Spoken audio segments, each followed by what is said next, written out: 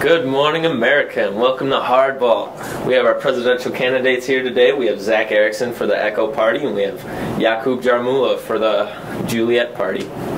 So, how is it today? You guys feeling good? Feeling ready to go? Yeah, let's do it. Yeah. All right. So this is a head-to-head discussion. So is there anything you guys would like to start us off with, talking to each other? You want to start off, Zach? Sure. You talk a little bit in your platform about your right to life thing. I don't know if you want to elaborate on that a little bit, but you strived like 3 things in your platform: right to life, what was it, opportunity? Yes, and property as well. And property, right. But I'm going to go right away and tackle this with abortion. You are very pro-abortion on your, that's your stance. Well, let me stop you right there. We're not pro-abortion for the anti-life aspect. We're pro-abortion for the choice. We want to legalize abortion on a federal level. On a national level? On a national level, so that every citizen can have the choice. If they feel that they want to make the choice to have an abortion, the state's they can responsibility? have that. Well, let's think of it this way. If you're in New York and you move to California and it suddenly becomes legal or illegal, you just have this mess of legislature regarding abortion. We should streamline the federal government's view on abortion to try and give everyone the equal choice. Wait, but let's go back. I don't understand how you are giving them the right to life when you're killing an embryo fetus inside a body. How is that giving them the right to life? It's not. It's taking that opportunity away. So, Zach, would you then, ban it on a federal level, or what is your plan? Not on a federal level. We don't feel that the national government should become involved with it. But then you have this mess where abortion becomes legal and illegal. We're just giving people the right to choice. What we want to prevent is illegal abortion. Because if somebody wants to have an abortion and they feel compelled that they cannot support that child, they will try either having a back alley abortion, go out of the country for that operation, or anywhere else just to not have that child. That's not the point. The point is that you're going against your first 3 procedure. You're going against your top 3 priorities for your government. It's all about the choice. That's the parents. But no, you said the right to life. So what you're saying is that the parents should not decide for their own child. You want the federal government. You didn't even hear my side of it yet. But you're saying you said that the state government should decide on this issue. I didn't even say that. Yeah, you did. You said the national federal government does not have the right to regulate this, and that it should be delegated to the states. You guys have some very strong opinions on that, but we're gonna kind of move this over into our 3 main topics: education, foreign affairs, economy. So I'd like to talk to both of you about foreign affairs. So Zach, I was reading through your platform, your interview. You're kind of vague on what role you really want America to play on the world stage. Same with you, Jakub. You kind of like isolation, but I don't really know how far you want to take that. Well, I think in my platform, you see it's so vague. It's because we shouldn't have one plan to go into every single country. Not every single country and situation should be handled the same way. So how are you going to keep us from being like Putin right now? He's coming in. He has no respect for America because we're not following through on any of our promises. Sure, but what is he doing to Americans right now? He's not threatening. He's threatening our allies. Our allies, Turkey, doesn't even respect us enough to let us use their air bases anymore. You guys say build alliances, but we can't. Our alliances are crumbling. We can't even airbase in Turkey, which has been our ally for years. Matt, would you not agree that we fought too many wars in the Middle East to send more troops over to have our boys die out there? I do agree with that. I do agree we should stay out of affairs, but we need to finish what we started. Obama threatened Syria and then didn't follow through. But because there was no plan. There needs to be a plan that's put in place that aligned with our allies that we're able to put forward through for a certain amount of time. And the problem is that he did not have a set plan. He kind of just went with it and saw what happened, and then nothing happened because of it.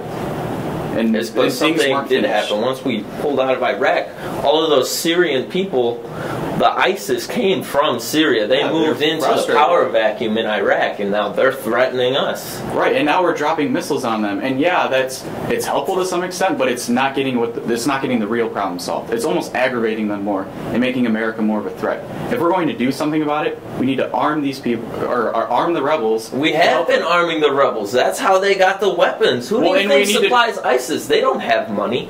Well, exactly, but we need to stronger align ourselves with our allies, such as in Europe, Canada, Mexico, etc. And we need to arm these people, not only arm them, but train them to be able to fight against these things. Train who? Train how the do we rebels. know who's on our side and who's not? That's the exact kind of jumping in and messing with people, messing with countries that gets them to hate us. We did that in Iran. We went in there and we toppled their government, their democratically elected government, to put in our own guy, our Shah, who was supporting us. And that backfired terribly. It did. But we shouldn't. What I'm saying is that we shouldn't have our own elected officials or put in place over there. What I'm saying is that we need to support the people that believe in our interests. And those rebels in Iraq, yeah, they're not feeling too good right now because they knew that if they went in by themselves against ISIS, they were going to lose. Now that they know that they have help and they have opportunity and they have change and they can be trained to help go against these people, they're more motivated. You bring that up, but again, Turkey, right on the border of Iraq, we've been using those air bases, but ISIS threatened them. They threatened them, and now they are scared because America is not strong enough to fight against these people. They're not strong enough because there's no plan put in place. I totally agree with Turkey not letting us do that because we had no plan in place. But now our American troops are going to die. People who are American citizens are going to struggle because we can't use those air bases. Why? How? Because now they don't have the same air support that we used to have. ISIS, they know they got their way. They're going to be stronger, more confident. Other people, they're going to join ISIS. I recently saw a thing going around on Facebook. They're appealing to Westerners in our country, talking in English in their recruitment videos. This isn't just a foreign affair. They're coming to us. Same with you, Jakub. You're like, we got to pull out of Afghanistan, but that was the same kind of stuff. We pull out of Afghanistan, who's going to come in? The Taliban? It's not like they're gone. Well, what did the Taliban spring from? Let's go back in time to how Afghanistan started. How did Afghanistan start? With the Soviet invasion to try and get into the region, right? We have the domino effect and the theory. But what happened when the Soviet Union came in? What did the U.S. in the height of the Cold War do? We supported the rebels against the Soviets. We supplied them. It's the same thing that's happening in Syria and Iraq right now. And what happened? They turned on us after the Soviets were gone. Afghanis, they want their own independent state. They don't want to become a U.S. puppet.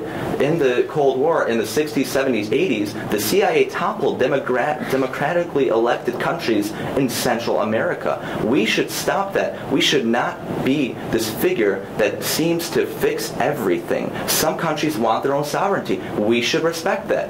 We shouldn't be meddling in other affairs if a country does not explicitly ask us to come in. All right. Yeah. So you also mentioned cutting intelligence agencies. How is that going to work with protecting American citizens? It's directed to me? Yeah. Yeah, it was in my platform.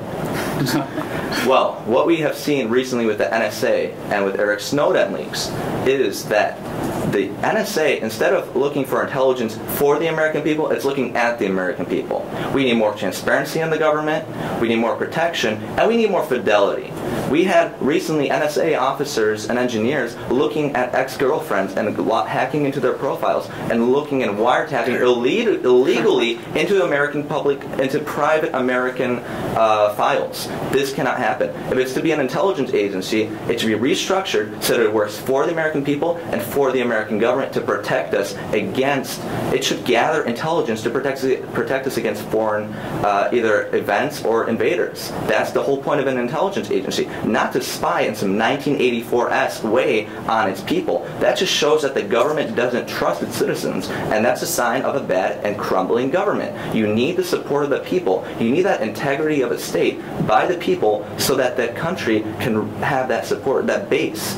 And that's how a country prospers. See, I'm going to interject there because you say that you're doing this for the people. I don't understand how not monitoring people such as criminals and gang members and stuff wouldn't be helping the American. So ex-girlfriends are certainly criminals. Also, you don't want to go and fight overseas. However, you want to spy on people overseas, and that's just going to aggravate people with us even more. Well, would you rather have lives lost or have these intelligence agencies that have huge budgets to actually do their job? What do you mean lives lost? Well, so you're saying instead of gathering intelligence, we should just put boots on the ground wherever? I'm not saying that at all. I'm saying that if we're going to go somewhere, we need to have a plan. But why do we need to have a constant monitor on people and places all the time? Right. I love this fire, guys, but we need to move it on to our next topic. So we're going to hit on education. How are you guys going to, what differs in your platforms on how you're going to approach the secondary education? I guess I'll start. One of the biggest things in education that we feel in the Echo Party is the freedom of choice. And right now we don't feel that people have that opportunity right now, and we want to get them in whatever program they feel that they need that is necessary for them to move forward in their education and their career life. Right, but you mentioned like vouchers to go to private schools. What exactly is that? Okay, so basically what you would do is you would take the money that's already going towards education, like the taxpayer money. And that's private institutions? That doesn't... No. What we're doing is we're creating competition within the educational systems. So what this is going to allow to do... You can't create private competition with a public institution. The whole point is that it would make the public education step up their game. To make people pay in larger tuition amounts to go to a private school, I don't see how that's helping the American people. No, they wouldn't pay a lot. That's the whole point. That's what a private school is. A private school is supposed to make money. How are they going to make money if they don't have tuition? Because their schools are very strong right now, and they need to stay competitive. So if they offer a better educational system than a public school does, then obviously more people are going to come to them to get the better education. So what if those people can't pay? Like inner city kids, they don't have. That's what a voucher is. A voucher gives them a certain amount of money to allow them to be able to go to those places. Taxpayer money. Taxpayer money that's already going towards education. Correct. So the government is going to fund private schools and public schools. Correct. I don't see how. But it's going to reduce. Are you just like making everything public? That doesn't make any sense. Making everything public. It's more privatizing it. You can't. It's not privatizing it. The government putting money into it. You have but they're not controlling it. They're allowing these schools to create competition within themselves. So put it this way: you have X amount of money, right? And you're putting most of that money towards public schools. So why wouldn't we put all of that towards public schools and try and make those the best that we can make them? Why not let the private schools do what they need to do? Because the private schools because they are very competitive right now, and I think that the public education standards are much lower because of this. And if we did this, why don't we just raise public education standards? Exactly. If you fund more into the private schools, raising standards and doing all this blah blah blah. But if you create competition between them, they're going to have to push forward. See, right now you're making a public school like push on forward. The federal level. Is this a state? So more federal mandates on schools. No. That's what you're saying. You're saying that we're going to create more federal mandates to increase the education in our public schools. But what we should be doing is laying back and allowing the public school themselves to boost their education standards so that they can compete. But they don't have the funds. You're giving the funds to the private schools. I'm not giving the funds and one to of the biggest concerns. If you're paying someone's tuition to go to a private school, you're paying the private school to fund their The public school doesn't get anything from that because they don't have that student.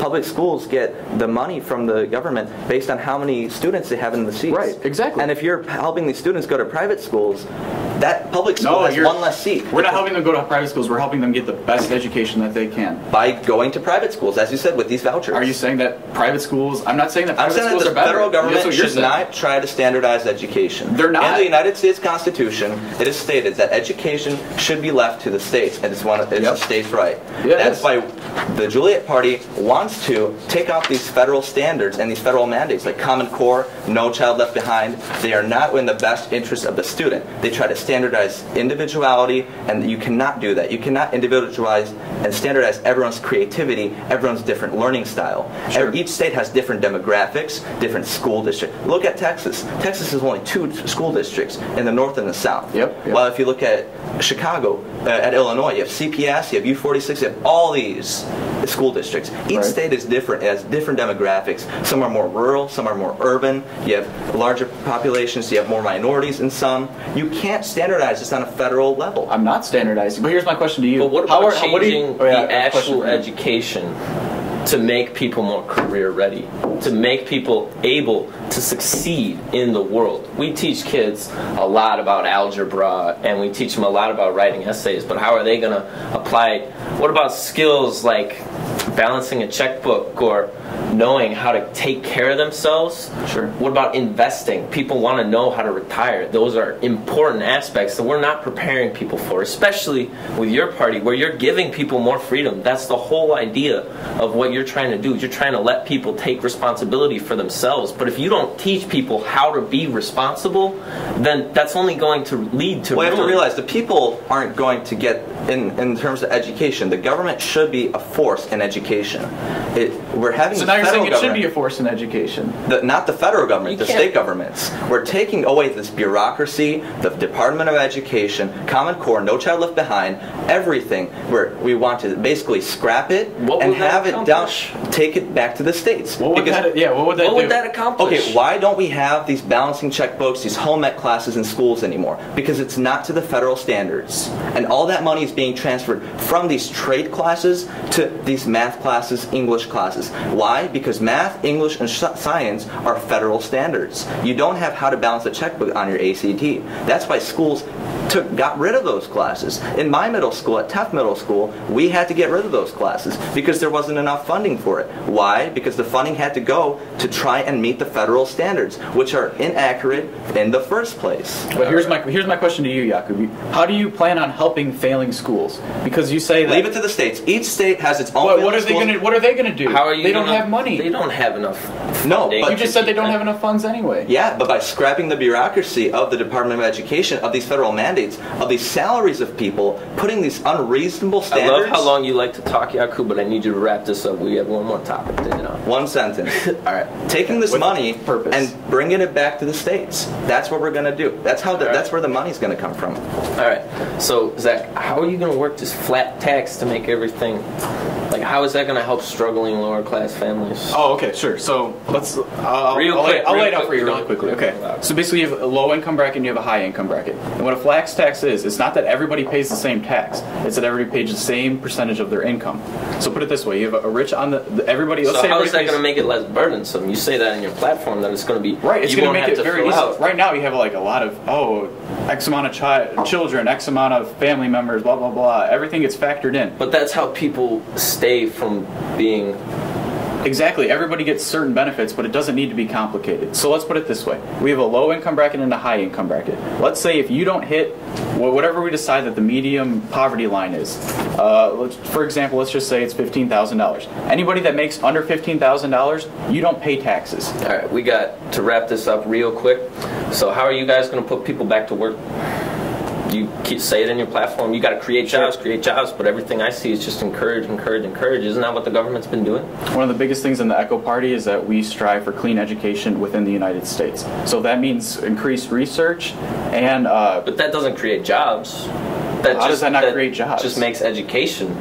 Again, what do they do once they're done researching at a public institution or at their private Once they finish researching it, we put this to the test and you manufacture it and you make it applicable America's to the not American a manufacturing economy anymore. 70% of our jobs are service-based. Why not? And why not? Because everybody's going overseas and we need to keep some of that here. And we have the opportunity to keep some of that here. Jakub?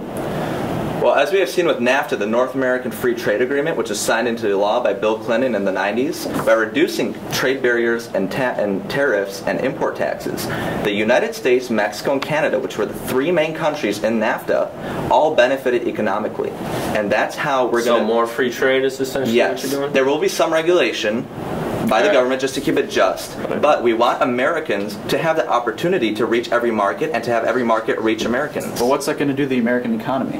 It's going to provide cheaper services, lower prices, and more jobs by being... How is it going to provide more jobs? I don't understand. Yeah. All right. So, it was great having you guys here today. Unfortunately, our time is up. We got to keep it moving. We got more more news to get to cover. So, it was nice having you here today. Thanks, Matt. It was good. Thank you for coming in. It was a great time. That was our first installment of Hardball with Zach and Jakub from the Echo Party and Juliet Party, respectively. We now go to Magadritis for our second installment of Hardball with Talia Fosa with the Foxtrot Party and Kirtan Patel with the Papa Party.